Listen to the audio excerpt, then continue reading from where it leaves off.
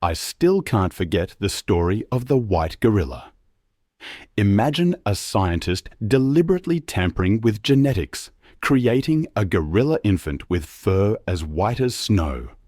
Their plan? To sell this unique creature to wealthy collectors. It's a chilling thought, and it's where this all begins. With a 5-month-old white baby gorilla, alone in a laboratory, and a woman named Emma Carter who risked everything to save him. The security cameras at the Rehabilitation Center captured it all one spring morning. The cherry blossom petals were dancing in the air, a beautiful backdrop to what some might call a miracle. It was more than just animal behavior. It was a testament to love, memory, and the purest form of goodbye. Kesi, the white gorilla, saw Emma, now elderly and in a wheelchair. He unlocked a lock that had been closed for years. The security team aimed their weapons, but Kesi had only one goal, more valuable than anything else in the world: to reach Emma. The questions still haunt me. How could a gorilla remember something learned so long ago? How could he be so gentle despite his immense strength? And how could he form such a deep attachment to a human? The answers lie in the story of a bond that even science struggles to explain. Emma Carter had dedicated 42 years to working with primates, offering them the compassion so often lacking in humans. But nothing in her life would compare to the night she raided that laboratory.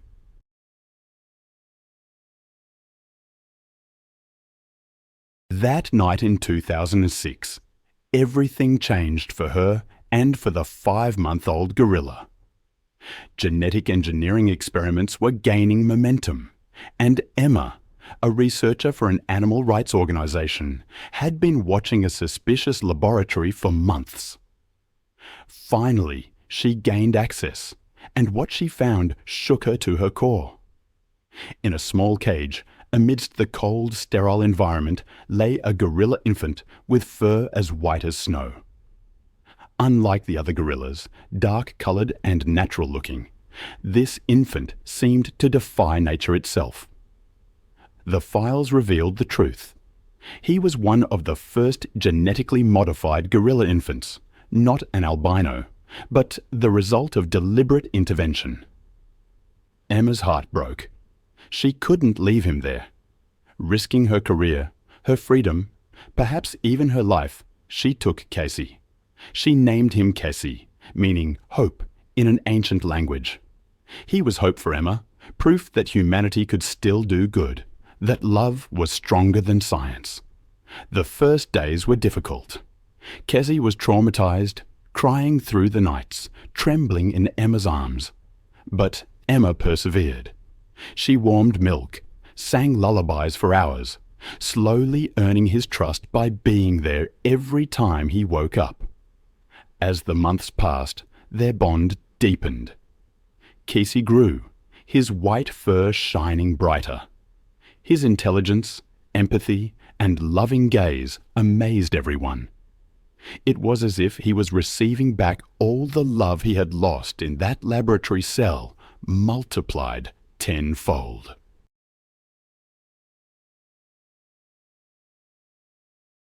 By the time he was 3, Kesi was too big to climb on Emma's shoulder.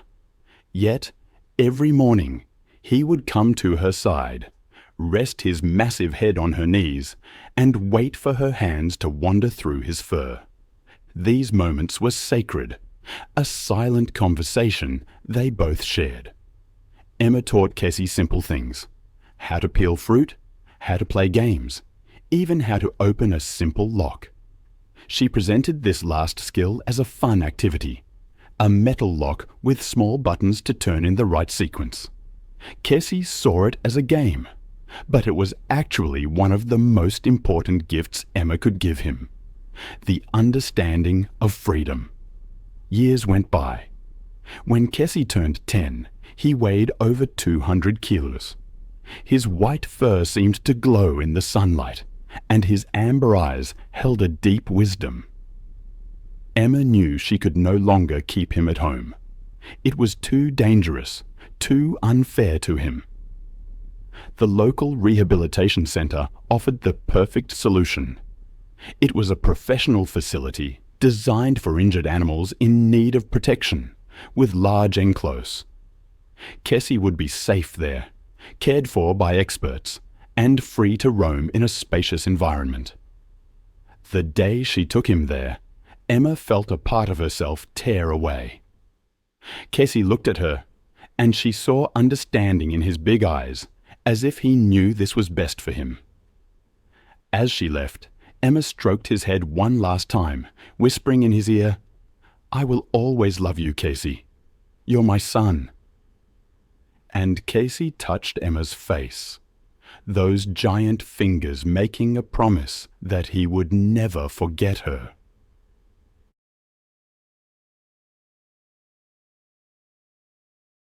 After that day, Emma visited him every week.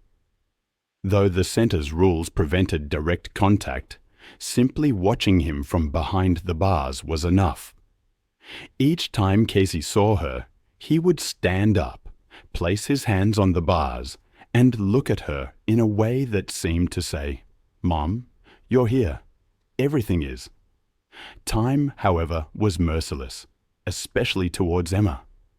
When she reached 65, the most painful prison is the one where your mind remains sharp, your feelings deep, yet you can't fully express them. I can only imagine Emma felt that acutely as her body began to betray her. First, the strength in her legs diminished, then her hands began to tremble. The diagnosis came: amyotrophic lateral sclerosis, what many know as motor neuron disease. Merciless and progressive. Within a year, she could no longer walk, confined to a wheelchair. Her speech became difficult. Even forming words required immense effort. Visiting Kesi was no longer possible. Her health wouldn't allow it. Months passed without seeing him, and the absence consumed her. She knew her time was running out, and she wanted to see him one last time. Her sister Sarah understood. She contacted the rehabilitation centre, secured special permission, and one spring morning, as cherry blossoms danced in the air, she took Emma to the centre in her wheelchair. People gave Emma pitying looks, but she didn't notice. All her attention was focused on one thing. In the distance, in a large outdoor area, Kesi stood like a white giant.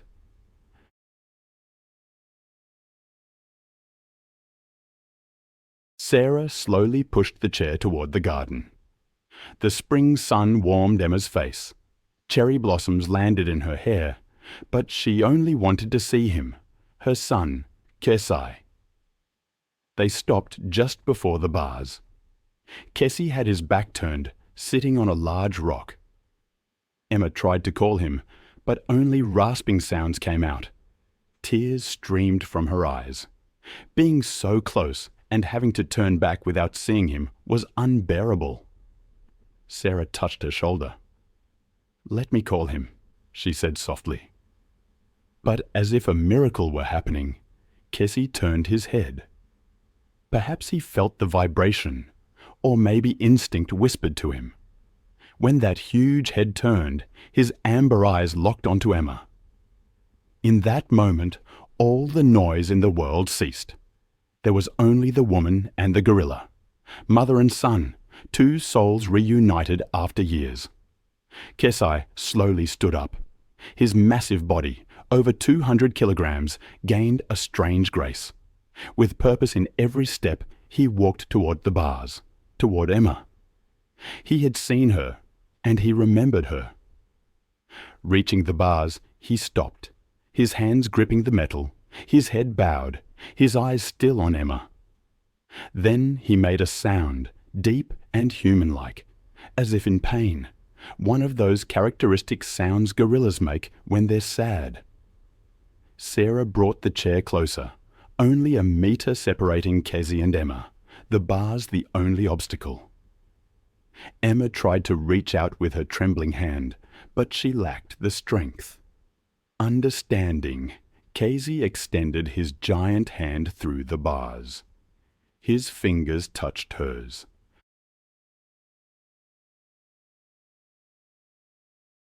That touch was like electricity. 10 years it had been since she'd been able to fully touch him. Now those giant fingers intertwined with hers. Warm, soft, familiar. Kesi's fingers began to tremble. Was he crying? Could gorillas cry? Emma didn't know, but she knew they both felt the same pain. A word fell from her mouth. Kai? That huge head bowed further, leaning against the bars as if trying to hug Emma. And then something strange happened. Kesi pulled his hand back, turned his head slightly, examined the lock on the edge of the bars, and took action.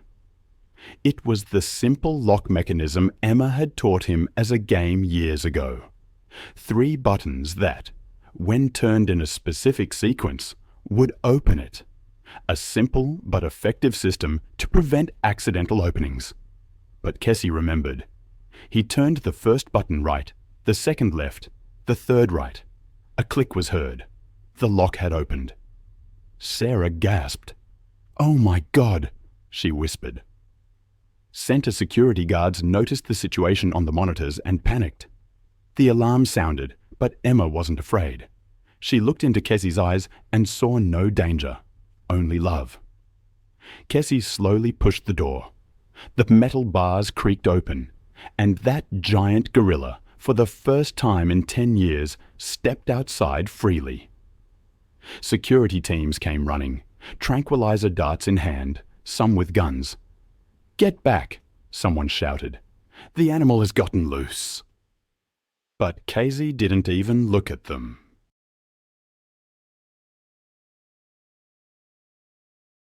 He only looked at Emma, and, with slow, careful steps, as if approaching something breakable, he moved toward her. Sarah had frozen behind the chair, unable to move, but Emma tried to signal with her hand. "Let him," she said, with difficulty. Sarah hadn't understood. "Let him." Sarah's eyes filled with tears. She didn't want to leave her sister alone with this giant animal.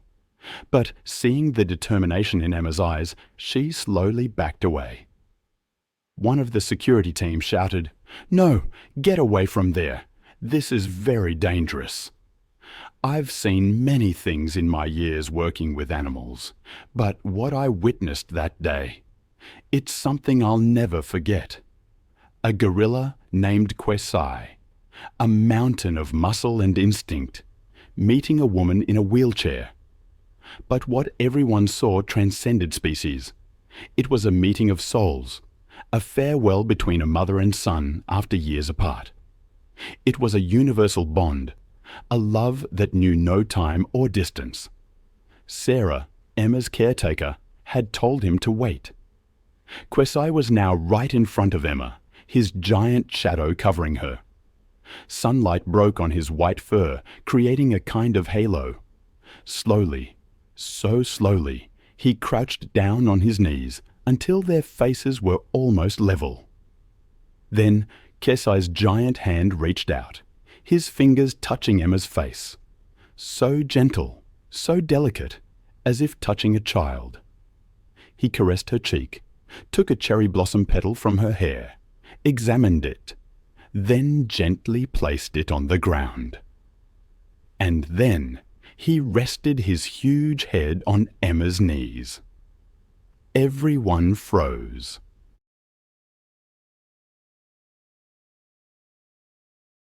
The center's director, Dr. Alan Thompson, stepped forward from the crowd.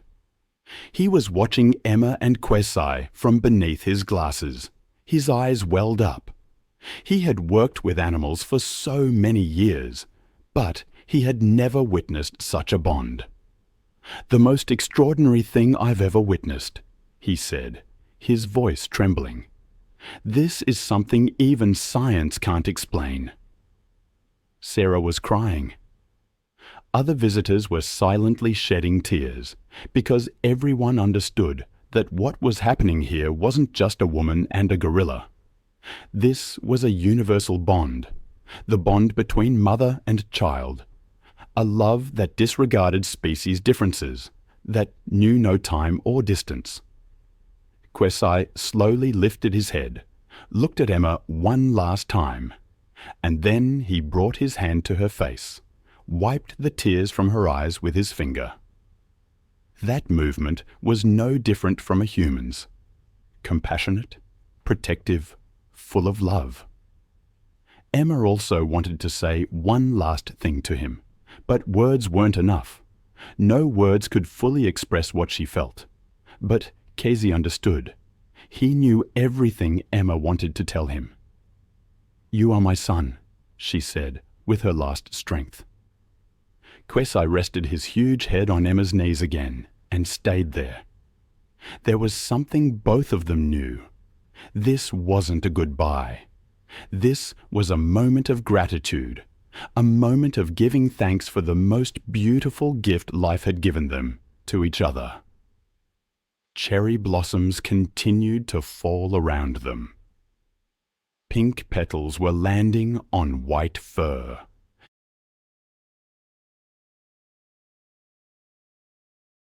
"Should we go?"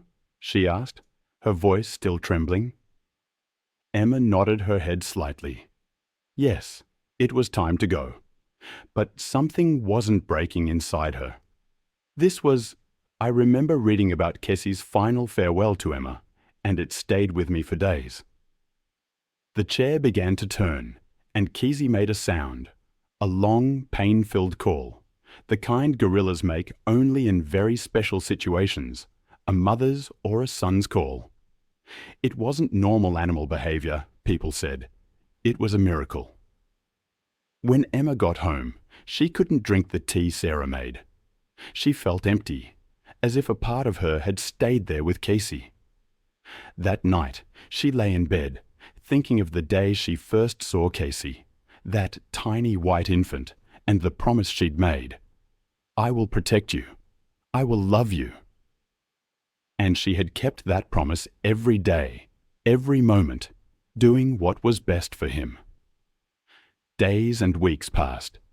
Sarah brought news of Kesi, saying he was doing well, but she didn't mention that Kesi came to the bars every evening at sunset, looking at the last place Emma had stood. 2 months later, Emma woke up struggling to breathe. The disease had progressed, but she refused to go to the hospital, wanting to be at home in peace. That night, under the full moon, she felt a strange sensation, as if Kesi were beside her, his giant hand touching hers again. She closed her eyes, imagining him, his white fur, amber eyes, and gentle hands.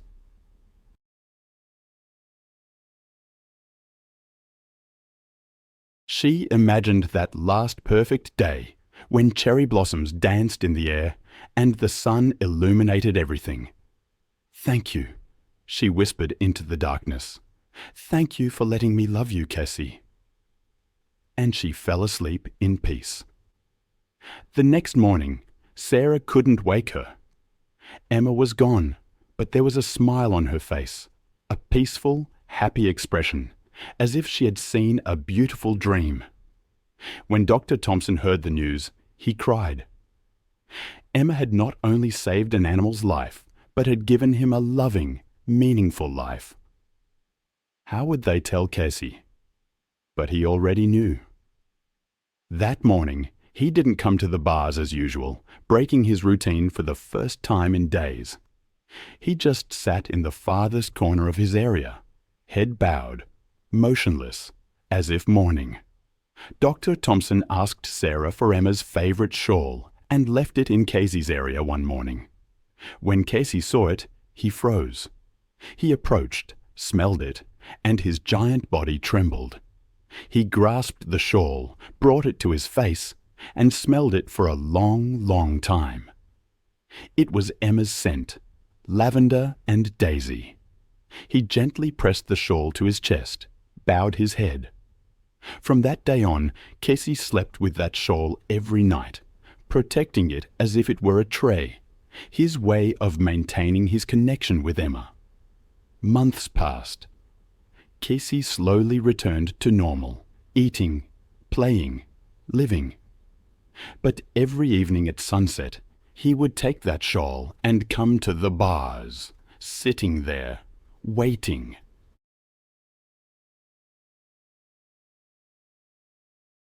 Perhaps, in a way, Emma was always there, in every cherry blossom petal, in every ray of sunlight, in Kesi's heart, just as he was in hers.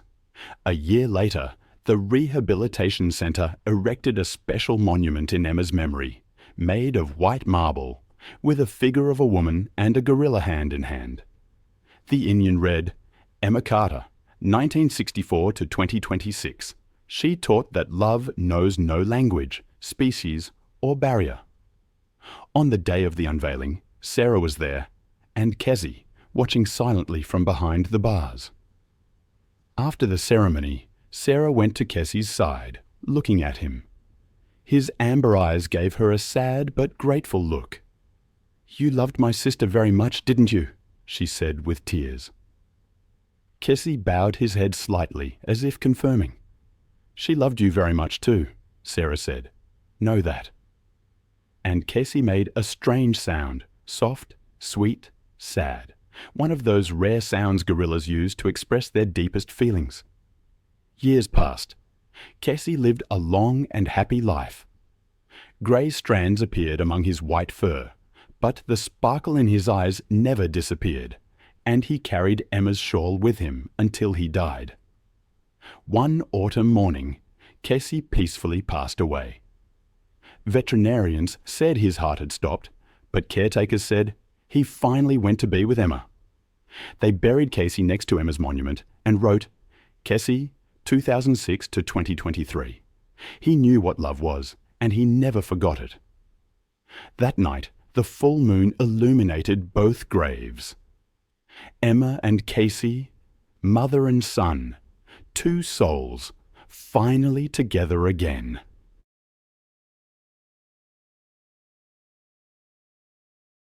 And you could see cherry blossom petals dancing in the wind, even though it wasn't the season, as if Emma and Kesi were somehow still showing their love.